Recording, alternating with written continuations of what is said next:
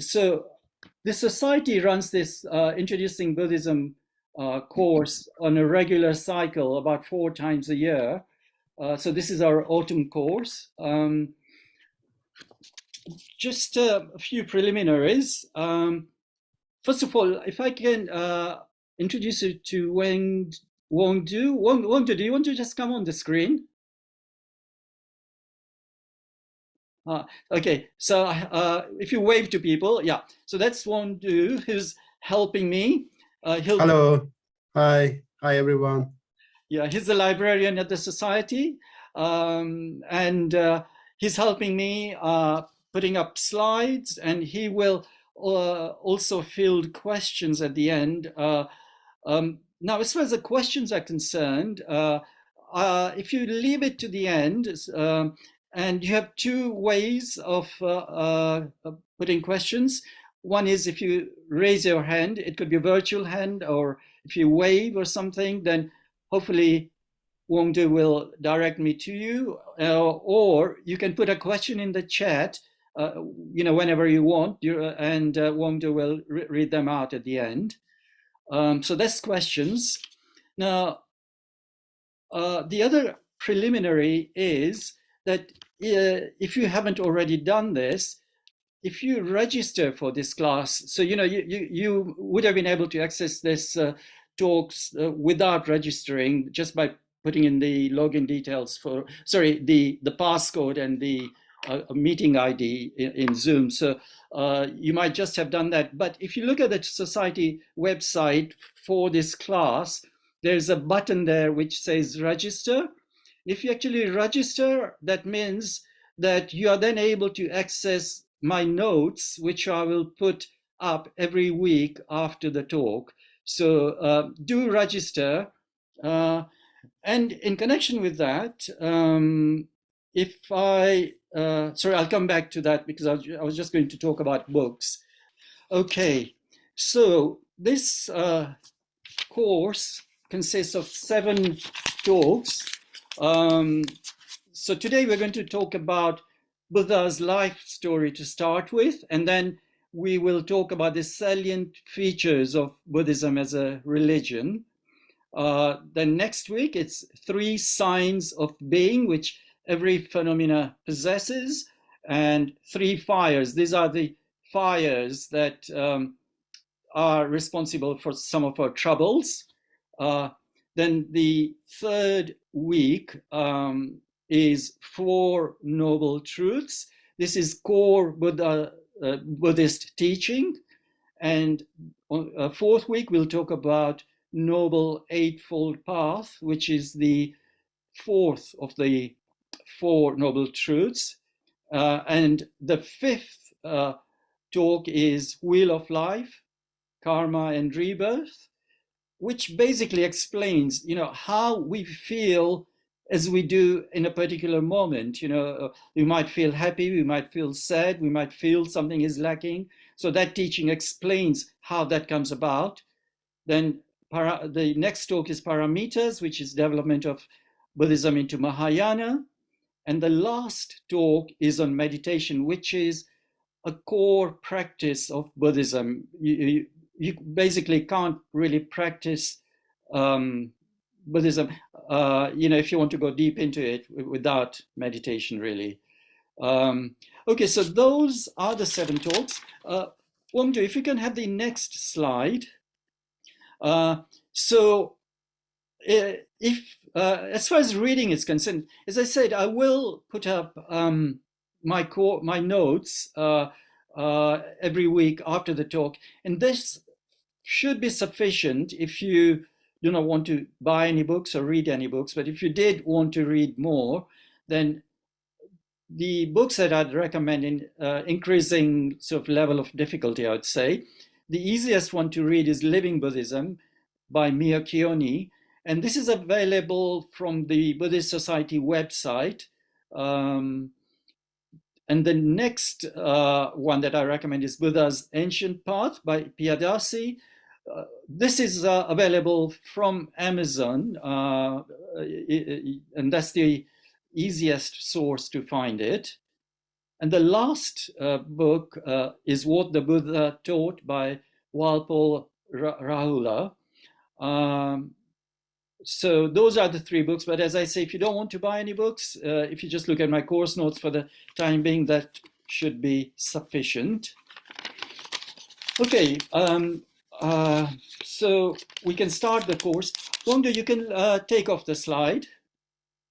Buddhism is a religion that was started by Buddha Sakyamuni in India, and it arose from Buddha's quest to answer the question why we suffer and his discovery of the way out of our suffering. Buddha was born as a prince approximately 2,500 years ago, and his father, whose name was Suddhodana, ruled over Sakyans at a place called Kapilvastu, which is near the border between Nepal and India. And Buddha's mother was Queen Maya. There is a custom in India, it is still followed in India, and it was a custom at that time as well, that when a woman is pregnant, she goes to her parental home in the last term of the pregnancy to give birth there. So it was when Queen Maya was traveling from Kapilvastu to her parental home, which was in Devadaha, that the child was born en route prematurely. And very shortly after the birth, Queen Maya died, and her sister Mahaprajapati brought up the child as her own. Yes, so this is Lumbini in present day. It's on the Buddhist pilgrimage circuit. So, Buddhist pilgrims visit sites associated with Buddha, and Lumbini is one of them. And Lumbini is actually in Nepal. Okay, you can take off the slide, Wongdu. Now, as was the custom of the time, the king summoned 8 wise men to choose a name for the child and also to tell the baby's future. The child was named Siddharth, and his family name was Gautam, so he's Siddharth Gautam. And just to clarify, the name Buddha means an awakened one, an enlightened one. So the name Buddha is used after Siddharth Gautam, or the prince, achieved enlightenment. So till then, he's Prince Siddharth Gautam. Now, the wise men who were consulted say that the prince had one of 2 possible futures. Either he would become a Chakravartin, which is a great world emperor, or he would renounce the world and he would become a fully enlightened Buddha who will lead countless beings to salvation. Now, the king, on hearing this, was determined that the prince should become a ruler and take his inheritance as a ruler, and that he should not choose to lead a homeless life of an ascetic. So to that end, the king actually surrounded the prince in luxury and refinement so that the prince would not want for anything. And the father thought that this would keep the prince bound to the worldly life and therefore not choose to be an ascetic. And the prince was given education and training to become a ruler. The prince was married to a beautiful princess, Yasodhara. He had 3 palaces, and he lacked for nothing, living amongst song and dance, luxury and pleasure, and not knowing about sorrow.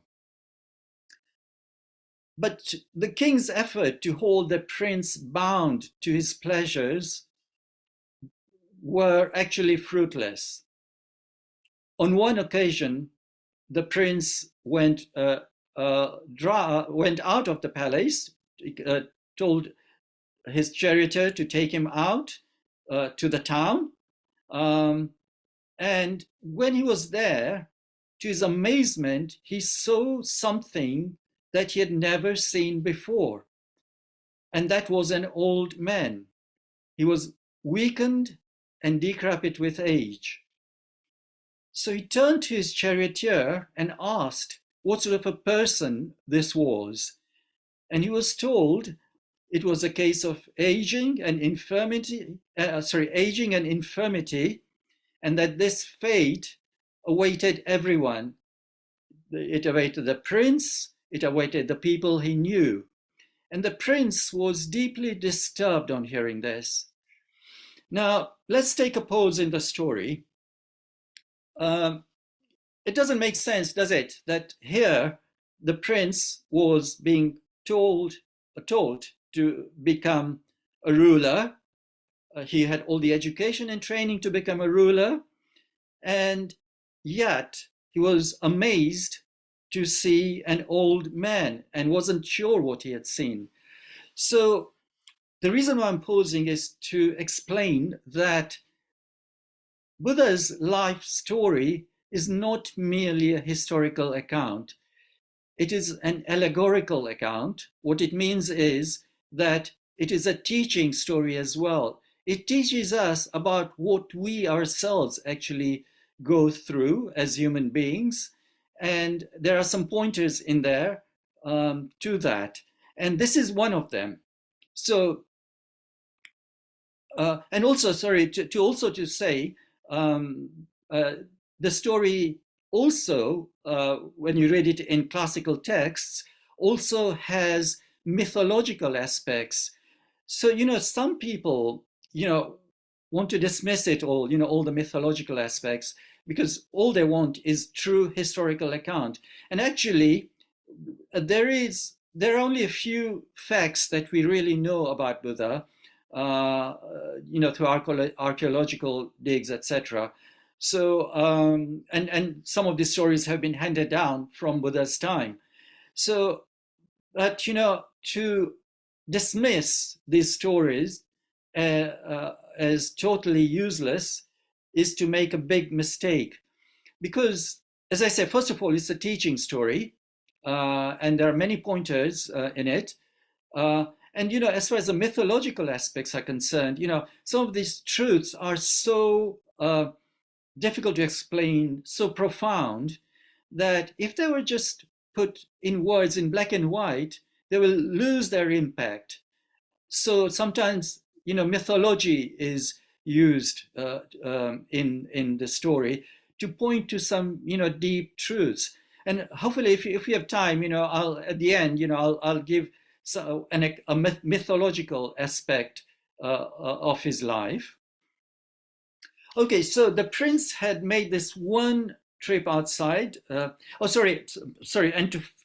to explain why he was amazed to see this old man.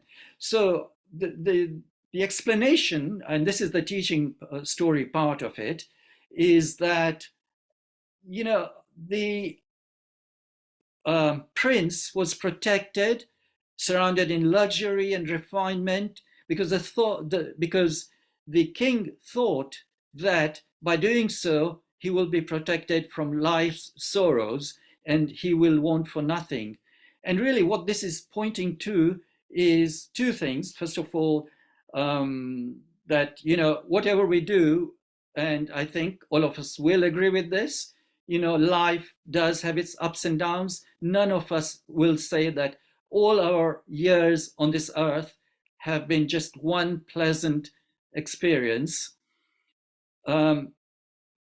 And the other explanation that's coming out from this story is it's quite one thing to know something intellectually. So as a prince being taught to become a ruler, he would almost certainly have known about old men, that people age, but he probably was protected from seeing old men.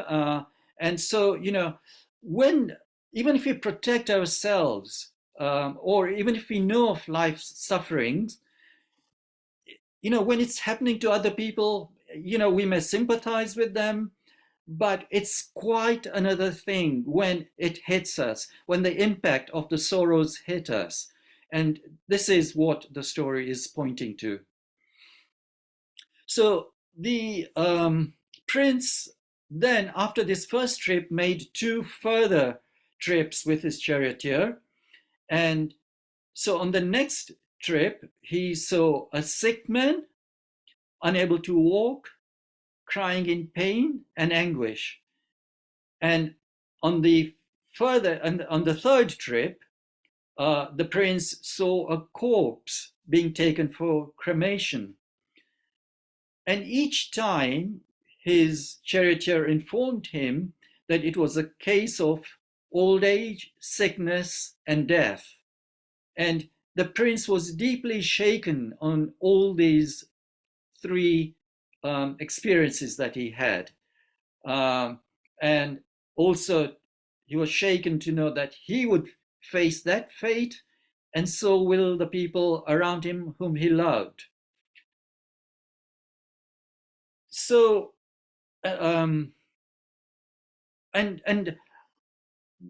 perhaps we can take the old age, sickness, and death as a shorthand for life's sorrows. And basically, old age, sickness, and death arise due to changes that we're going through. We're constantly going through changes. And really, the source of the sorrows, as we will discover, is this change. Things are actually constantly changing, whereas we do not see it, first of all, and secondly, we want to hold on to things and grasp it. Things that we like, we want to grasp. On the other hand, things that we don't like, we want to push away. So we feel that things are permanent and we can manipulate them to suit us. But in this world of change, it's beyond us to be able to do that. So old age, sickness, and death is basically a shorthand for our sorrows. And the prince then went out on a fourth trip where he saw a wandering mendicant. It's a tradition in India where holy men go around wandering in the countryside.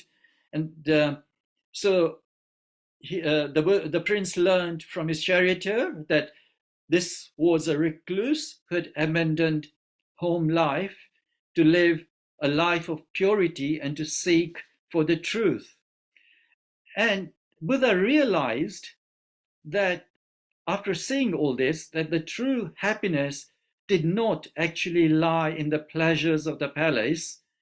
And like the mendicant, he resolved to search for the answer for deliverance from old age, sickness, and death, not only for himself, but for all beings.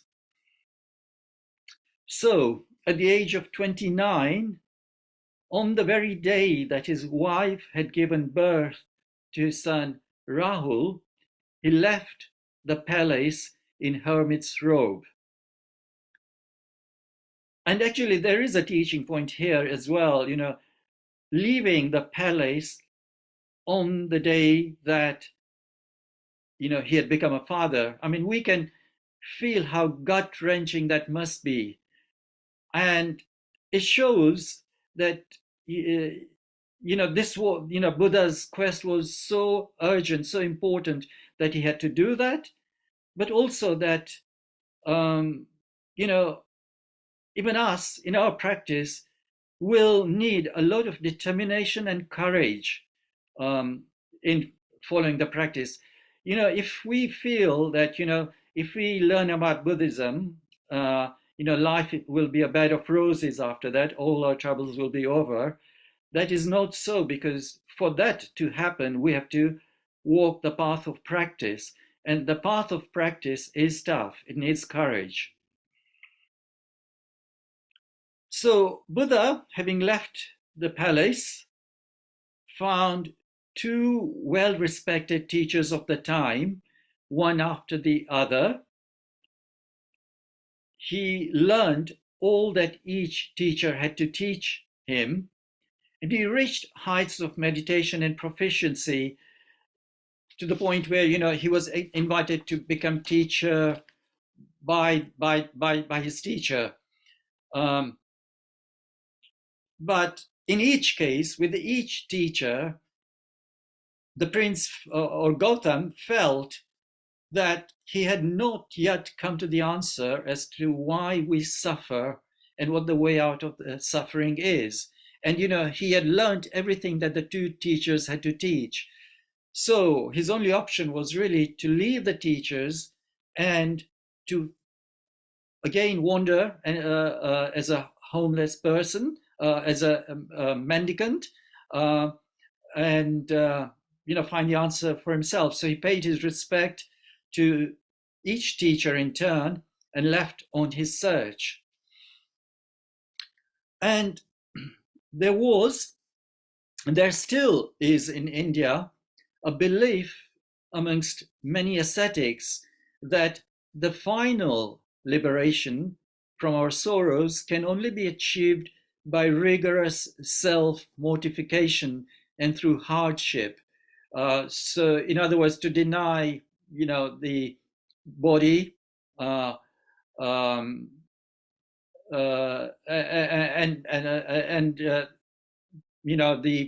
people think that would bring them to some sort of understanding as to why we suffer. So Siddhartha actually found these 5 ascetics who were practicing on this path, and he joined them. And Siddhartha was firm in his practice. He lived only on a few grains of rice, wore rags, slept on hard ground, and he struggled on for several years and became like a skeleton, and he came near death. And he realized that this path that he was following would just simply result in him dying without having found the answer as to why we suffer and what the way out of the suffering is. So he decided that, his death is not going to give him the answer. So he decided he had to look for the answer himself. Yeah, so this is the cave where the Buddha practiced his austerities. So this is again on the pilgrimage route. And in that cave, there's been placed a Buddha Rupa. A Buddha Rupa is a Buddha statue. And this is showing Buddha in this phase of his life. And although it's not very clear in the picture, this Buddha Rupa is actually showing ribs, Buddha's ribs protruding. So this is when Buddha was practicing austerities. Wongdo, you can take off the slide. So Gautam, realizing that this practice is not going to be profitable, abandoned self-torture and fasting, and he took normal food, and he took a bathe in the river, which he had denied himself as well when he was practicing the path of hardship. Now, when his 5 companions saw that he had eaten normal food, had taken a bathe in the river, they decided that Siddhartha had given up his struggle for enlightenment and had taken to a life of luxury, And so they decided to leave him. So Gautam was left on his own. He took normal food, abandoned self-torture, and he regained his strength. And he resolved to find the final answer by himself. So in the forenoon of the day the day before his enlightenment, while he was seated under a banyan tree, Sujata, who was daughter of a rich householder, offered him some rice gruel. So Buddha took that meal, and that was his last meal prior to his enlightenment. And Buddha resolved on taking the meal, not to get up from meditation till he had found the answer. So he sat cross-legged in meditation under the tree.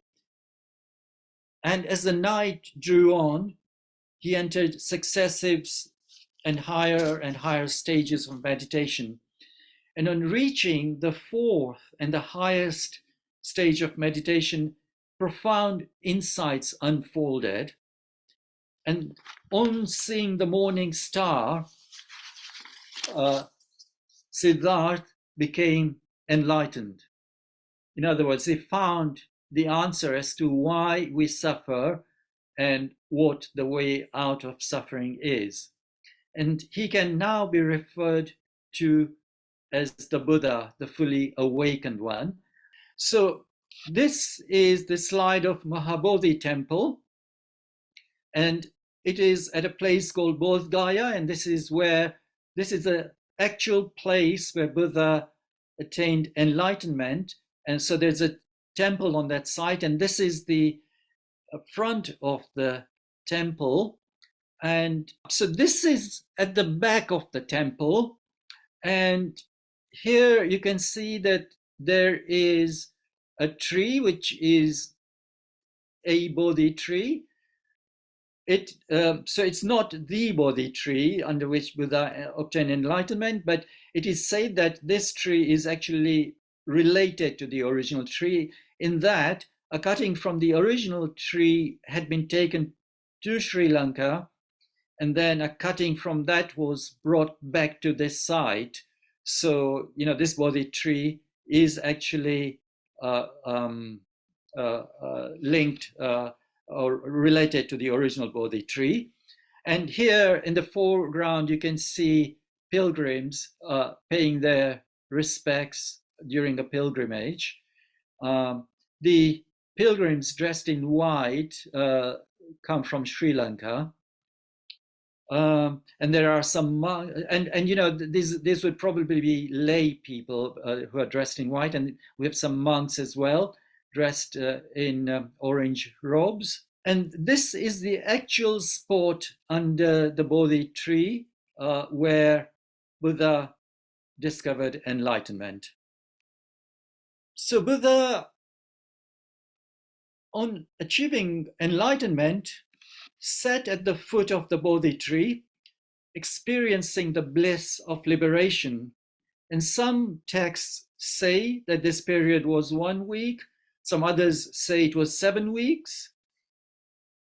But eventually, the Buddha decided to communicate his discovery. Now, he thought about who he can communicate his discovery to. And he realized that, the truth that he discovered was so profound that most ordinary people will fail to understand it. So he decided to start with to communicate to the 5 ascetics who had left him when he left the path of self-mortification, because Buddha thought that those 5 were already on a religious path and they were well onto understanding this truth. And so if Buddha explained it to them, they will understand it. So the Buddha sought out the five, and he found them at a place called Deer Park at Isipatna, which in modern India is called Sarnath, which is near a town called Varanasi. Now, at first, when the five ascetics saw Buddha approaching them, they decided that they will have nothing to do with him being with Buddha beyond paying normal courtesies to him, because they felt that Buddha had lapsed, and there was no reason for them to have anything more to do with the Buddha. But in spite of this resolve, when Buddha approached them, they were drawn by Buddha's demeanor, and they sat and actually listened to him.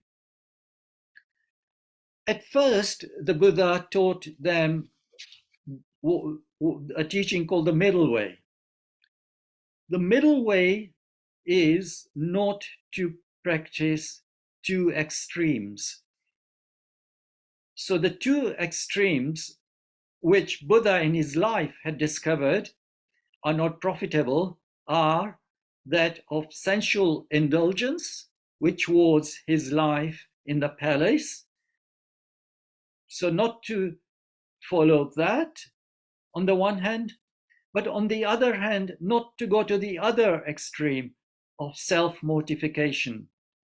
So in Buddha's teaching, there is this concept of always being not going, always not going to the extremes, to follow the middle way. And so, if someone is practicing Buddhism, and they get too rigid about something, then there is something then going wrong with their practice.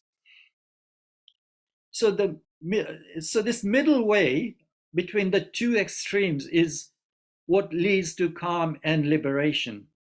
And in fact, the Society's journal is actually called the Middle Way. The Middle Way is actually a synonym for the Buddhist path.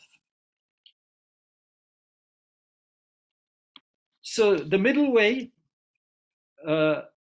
leads to calm and liberation, and it is a path of practice, which we'll talk about, the Noble Eightfold Path, and that it is that path which is the middle way. And after having talked about the middle way, the Buddha taught the five ascetics the Four Noble Truths, which is the core of Buddhist practice, which we will also talk about in a future talk. So Buddha set in motion the wheel of Dharma, the wheel of truth. And the five ascetics eventually gained enlightenment and became Buddha's first disciples. So Buddha's teaching career lasted 45 years, and the Buddha passed away at the age of 80 in a place called Kusinagar. This slide shows a monument which is at the place where Buddha gave his first teachings at Sarnath. And this monument, this type of monument is called stupa. It basically is an inverted mound, and this one in Sarnath is a huge one.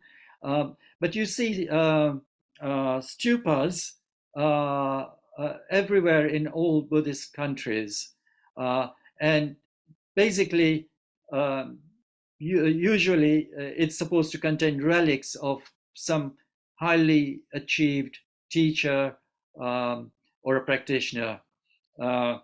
So that's the place where Buddha gave his first teachings. And if we can have the next slide. Yeah, so at Sarnath there is a museum, and in the museum there is this beautiful Buddha Rupa showing Buddha giving the teaching of the Four Noble Truths. And if you can have the next slide. Okay, and so as I said, Buddha taught for 45 years and he passed away at the age of 80 in Kusinagar. And this is the spot where Buddha passed away. There's a Nirvana temple there, and also there's a stupa behind it. And if we can have the next slide. And so this is Buddha Rupa in the temple, the Nirvana temple. It shows Buddha in his last stage before death, lying on his side. So that's at Kusinagar, also on the Buddhist pilgrimage circuit. So, well, Wongdu, you can take off the slides, and we won't need any more slides. So now let's talk about some salient features of Buddhism. So Buddhism is the truth discovered by Buddha and the path that leads to that truth. Now, the first salient point is that in Buddhism, there is no belief in a creator God. Say, unlike Christianity, there is no being who has created, what we see around us. So there is no creator. Instead of that, in Buddhism, there is a natural law that is seen to be operating, self-perpetuating. And when we are not in harmony with that natural law, we suffer. And when we function in accordance with that natural law, then we put an end to the suffering. This round of suffering that we are enmeshed in our ordinary everyday worlds, or mundane world, is called samsara in Sanskrit, which is one of the languages of Buddhism. And it is our ignorance of the way things really are which enmeshes us in samsara. In other words, we do not see the true reality as it is. The reality that we see is somehow distorted, somehow flawed. And that is what keeps us in samsara. Enlightenment, and the word for that is nirvana, is smashing off that ignorance and thus becoming free of that enmeshment. And this is summarized in Buddha's words: suffering I teach, and the way out of suffering.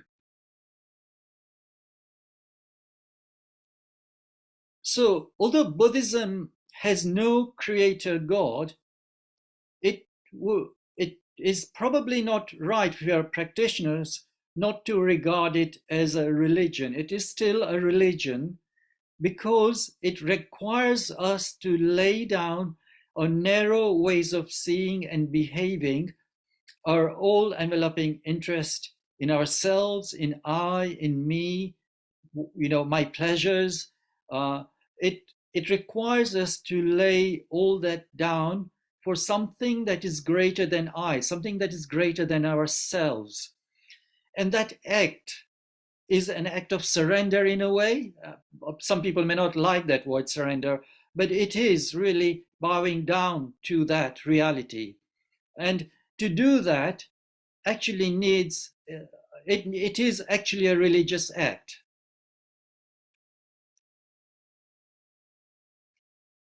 Now, in Buddhism, no one, not even the Buddha, can grant us deliverance just by, following blind practice or blind rituals, or just for begging for deliverance or blind faith. So no one can give us that liberation. We have to walk the Buddha's way ourselves to gain the liberation.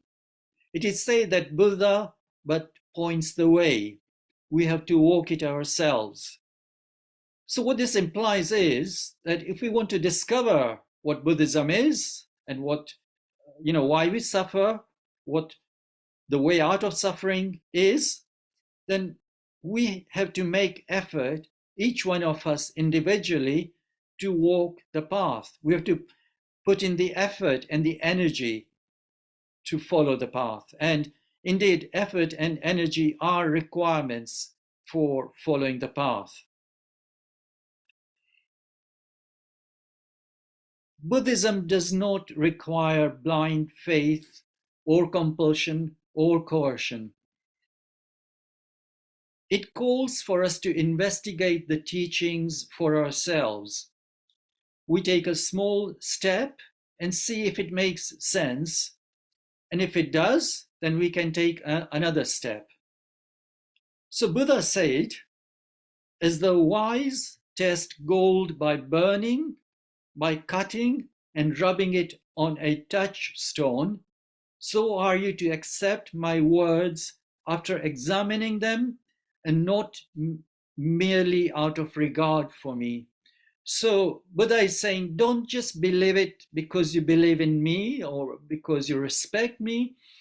And just to drive that point home, in the Buddhist doctrine, we have this dialogue between Buddha and his disciples, which says, so Buddha has given some teaching to his disciples, and he asks them, if now, knowing this, that is the teaching that is given, and preserving this teaching, would you say we honor our master and through respect for him, we respect what he teaches?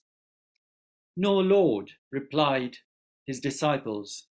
So Buddha asks them, that which you affirm, O disciples, is it not only that which you yourselves have recognized, seen, and understood? Yes, Lord. So that again points, the doctrine again says that do not just believe something because you think that that's what Buddhism is. Test it for yourself.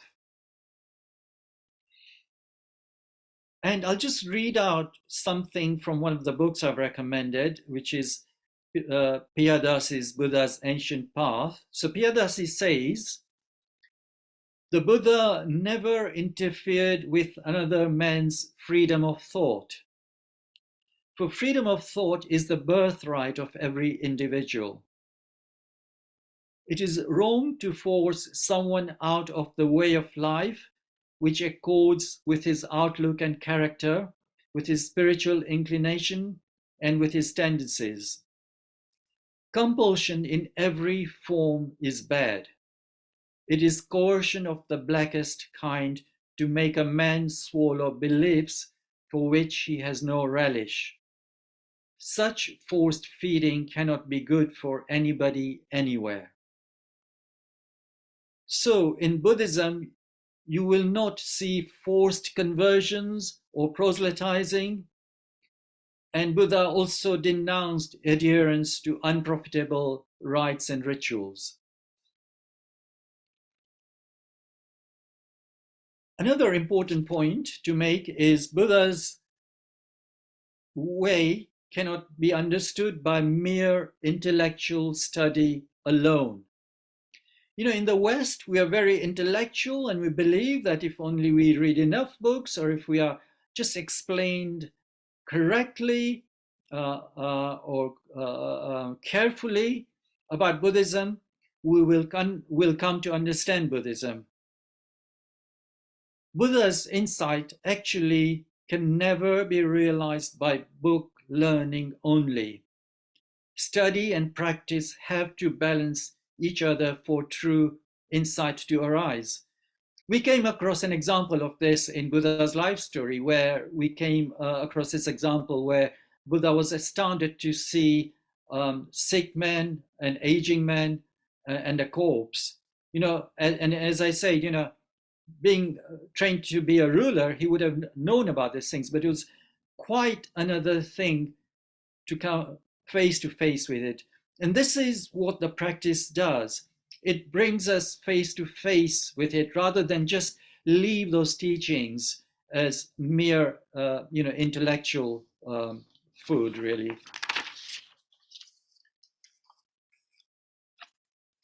And another aspect of Buddha's teaching is that he actually does not make any attempt to answer metaphysical questions.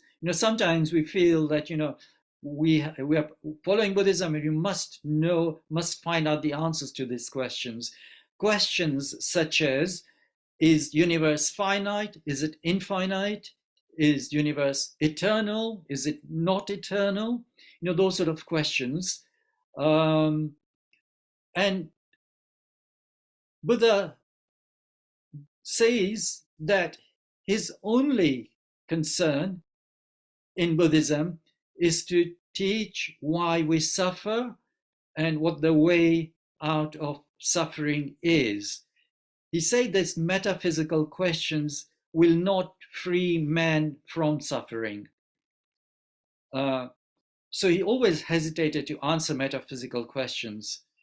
And in fact, there is a story in the doctrine about the poisoned arrow, where one of the disciples, threatens to leave the group until unless Buddha answers his metaphysical questions.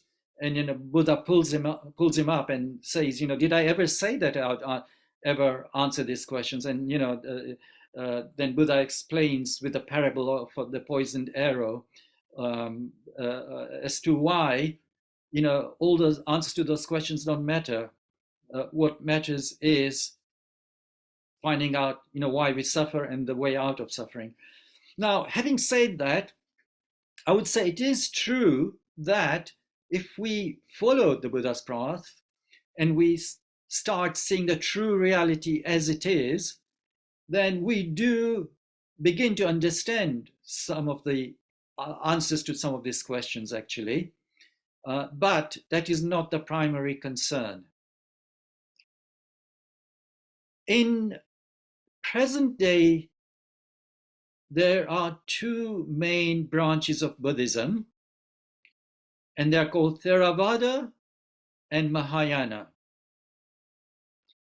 Theravada is the older branch, and sometimes it is referred to as the original Buddhism. However, there is debate about the word original, because there were older schools of Buddhism that no longer exist.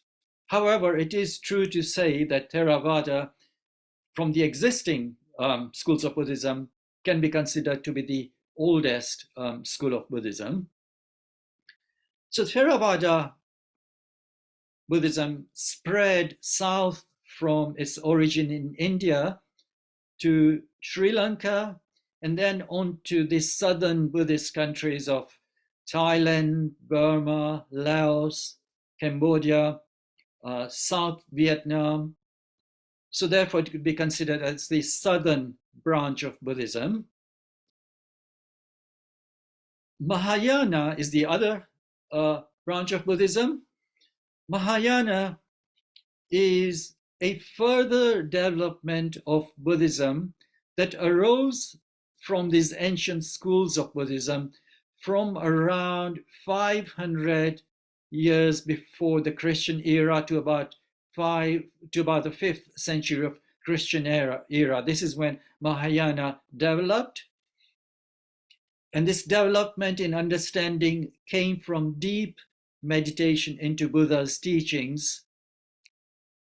So, when people meditated on Buddha's teachings during this period, they saw that there was a deeper truth that they had not realized. And it is this deeper truth that is what developed into Mahayana branch. So Mahayana does go beyond what Theravada teaches. Mahayana spread north from India to Tibet, China, Mongolia, Korea, Japan, North Vietnam. So all these countries actually practice Mahayana form of Buddhism, and it is basically the northern branch of Buddhism. And interestingly, Vietnam appears in both the list Theravada and Mahayana, because North Vietnam is Mahayana and South Vietnam is Theravada. Because I imagine the teachings of North Vietnam came through China, and the teachings in South Vietnam came through the southern Buddhist countries. There are two main original languages that Buddhist doctrine was written down in. And in fact, for a few hundred years after Buddha taught Buddhism, it was only transmitted in oral form. It wasn't written down, but eventually it was written down. And the two main languages are Pali and Sanskrit. These are Indian languages which are no longer used anymore in everyday life. It is like Latin, where it is no longer being used. But the doctrine is in Pali and Sanskrit. And we will come across many words in Pali and Sanskrit during this course. And the reason I use Pali and Sanskrit words in the course is often there isn't an exact English word that translates the Pali or Sanskrit word. So, I'll explain what that word means and then use the Pali or Sanskrit word rather than trying to use an English translation, which may be a little bit misleading. So Theravada doctrine was written down in Pali, and the Pali doctrine is divided into what is called three baskets, or in Pali it's called Tipitaka. So the three baskets are the three parts of the canon. The first part of the canon in Pali is Vinaya Pitaka, and this is collection of disciplinary rules for monks and nuns. The second part is Sutta Pitaka. This is collection of Buddha's discourses in Buddha's words. These are the actual words Buddha taught. And the third part is Abhidhamma Pitaka. And this is a collection of systemic expositions. When we look at Sutta Pitaka, there are numerous Buddha's discourses, but there is no particular order in which the teachings are gathered as far as topics are concerned. So, if you are, say, studying a particular topic, it's difficult to find, all Buddha's words related to that particular topic, for example. Whereas what Abhidhamma does is it systemizes them, it puts it in some sort of order. So that's Pali canon, which is part of the Theravada tradition.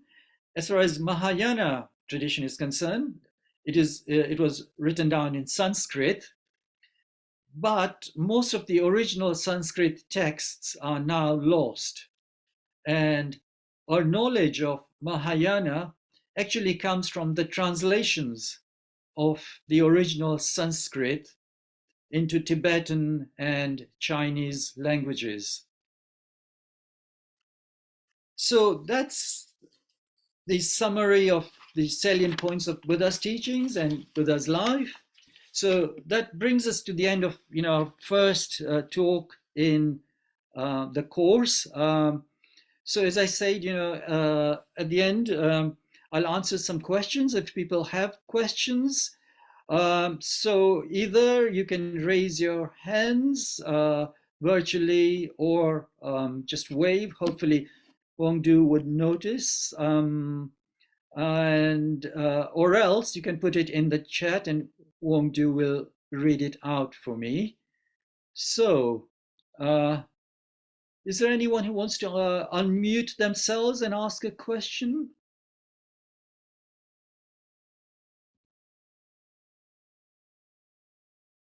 Right. Or won't do. If there are any questions in chat, then do please read them out. Okay, Rohit, I have two questions here in the chat. Yeah. The first one is, do stupa have a function or are they purely monumental? They are actually considered as religious places, really, of worship.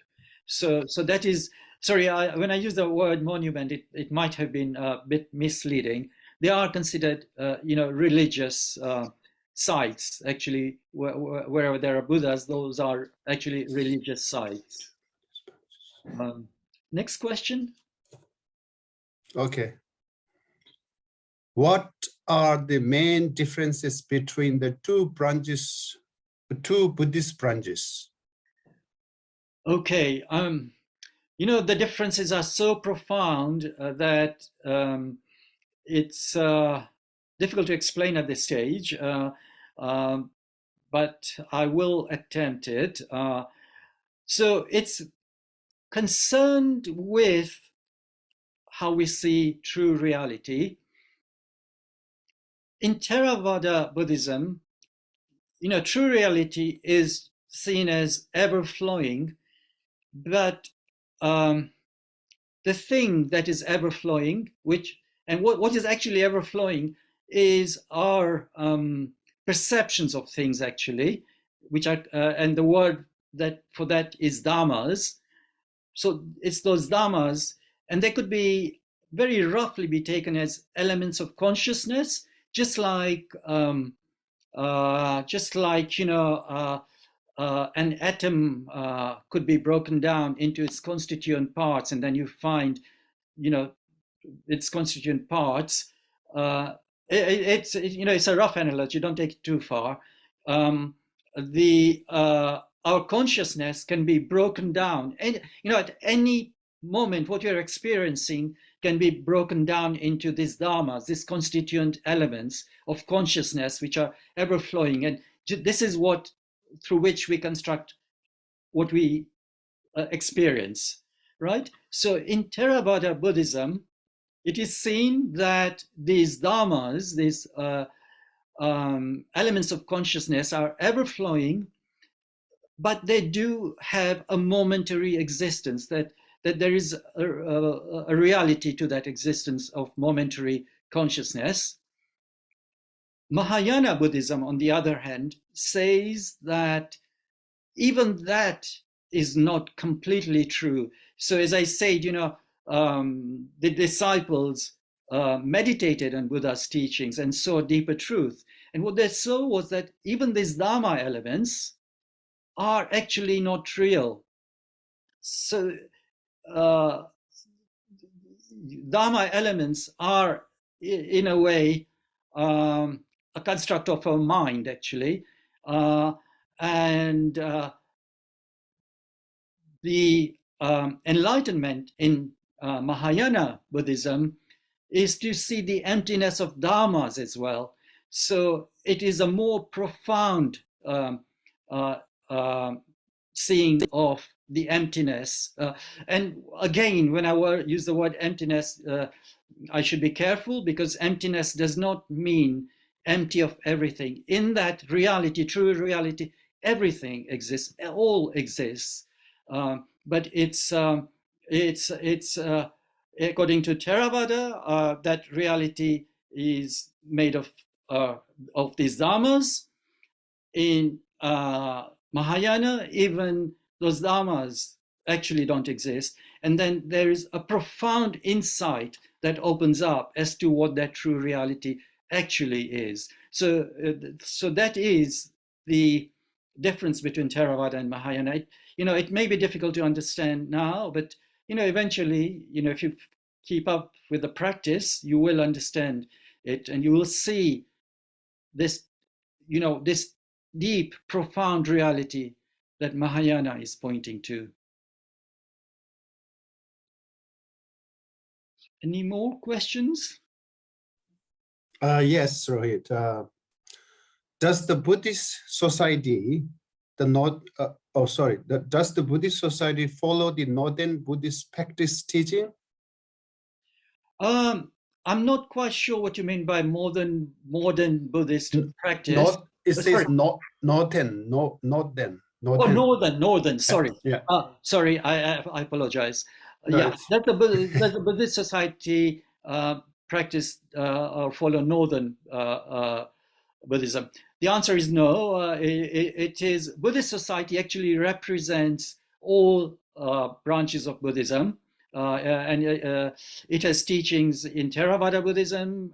So there are people who come from Thai monasteries who come Tibet, teach Theravadan Buddhism. We've got Tibetan teachers teaching Tibetan Buddhism. We've got teachers teaching Zen Buddhism, which is Mahayana, it's practiced in Japan.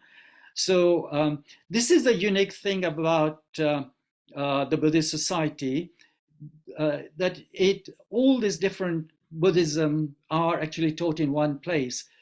What you'll find, when you go to various temples and monasteries where they might be giving the teaching, would be, giving the teachings of their own particular lineage. So, Buddhist society actually represents Buddhism in all its forms, really. Okay. Okay, next question is, what is the differences between Mandara and Tantra? Okay, I cannot answer that question, and I apologize for that. And that is because I do not follow Tibetan Buddhism. So I really do not know those those terms. I actually follow Zen Buddhism. One other thing about all these different traditions of Buddhism is they outwardly and the way you practice them outwardly, they differ quite a lot. So if you're practicing like I am Zen practice, you would not necessarily know what the Tibetan practice is, and they differ very widely. How Zen is practiced is completely different from how Tibetan Buddhism is practiced, which is completely different from how Theravada Buddhism is practiced. Having said that, they are all basically all going to the same place.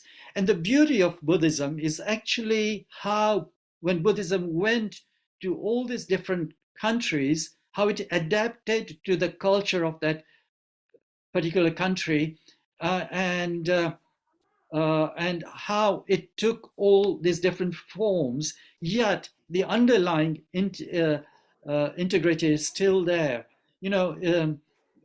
If I talk about, to a Tibetan Buddhist, the general points of Buddhism, they will understand and I will understand the same things.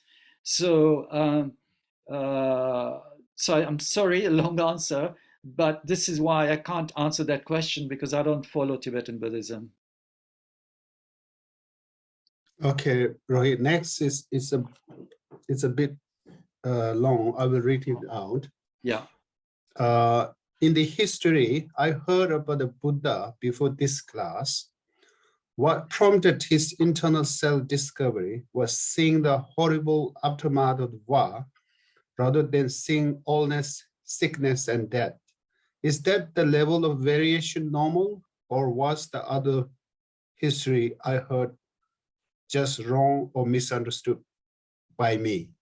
Okay. Can you repeat what the previous Buddha saw? I did not quite get that. What prompted his internal self-discovery was seeing the horrible aftermath of war, rather than seeing the illness or sickness or death. Is that the level of variation normal, or was the other history I heard just wrong or misunderstood by me? Actually, I think what the questioner may be pointing to is the story of Ashoka, who came later and was responsible for spreading Buddhism. And that is why Buddhism actually spread to Sri Lanka. And he was a king, and he indulged in wars, and he saw wars do, and that led to his conversion or his resolution to follow Buddhism. And I think this is what is being referred to here. Otherwise, I haven't heard a Buddha being disgusted on seeing war in any accounts that I have read. Okay, I've got one more here, Rohit. Yeah. Does it get confusing to try to follow both schools of Buddhism? Yeah, definitely. And, I will be talking about this more. I'll be talking about it in the last lesson as to, after you've done this course, what you can do as far as practice is concerned. And what I strongly advise is to pick one particular tradition and to follow that. Because as I just explained, Buddhism is practiced so differently, say, the way Tibetans practice, the way Zen is practiced, the way Sri Lankans practice, that if you try and mix and match, which is what you would be doing if you're following Theravada and Mahayana, you will just end up totally confused. And it's better to follow a traditional path, that has been handed down to us from hundreds of years, which has been shown to work. And, once you start following that, and once you've got the understanding from that, then you can explore what the other forms of Buddhism are. But if you try and do it at this stage, you'll end up very confused.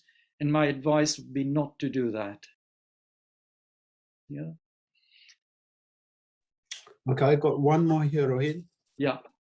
If I did the Buddhist society course, which school would that follow? Okay, so as far as this course is concerned, it is general Buddhism that underlies all forms of Buddhism. So this is a teaching that is basic teaching to whether you're following Tibetan teaching or whether you're following Zen teaching. So that is what is being covered here, because that makes it the foundation for any path that you're going to follow later. So this is a teaching that is general. And in fact, the first 5 lessons come from the Pali canon, the Theravada canon. And in fact, Mahayana, as I said, is a development of from Theravada. So even Mahayana assumes this basic foundation. It's built on this basic foundation as well. So this foundation that I'll be talking about in the 5 lessons, it comes from Theravada, but is common still as a foundation to all traditions. In the 6th lesson, I will be talking about Mahayana a little bit more. Yeah, I hope that answers the question. So yeah, I mean, as far as this course is concerned, it is general to all.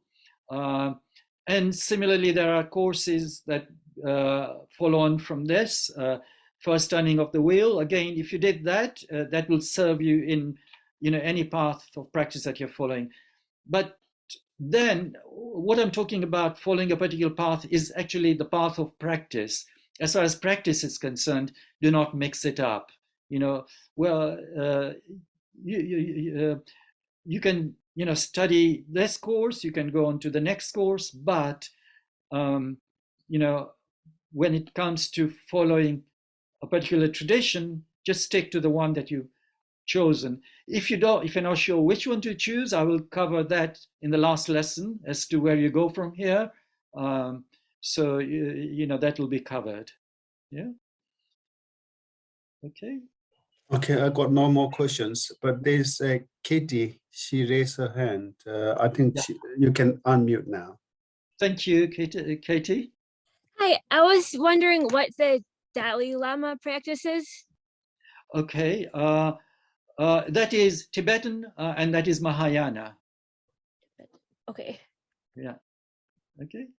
Anyone else want to unmute and ask a question? I wanted to ask if there's any books that you recommend with for the practice of Zen Buddhism. Yes. There is, this book, the books I'm going to recommend are sold by the Buddhist Society. There's one called The Zen Way, which is a good book to read to start with. And after you've done this course, then the other book you could read as far as Zen practice is concerned is called Gentling the Bull, which is again sold by the society. Yeah. Anyone else want to ask any questions? Okay, good. So we can finish off for today, and I will see you next week for the 3 signs of being and the 3 fires. Thank you.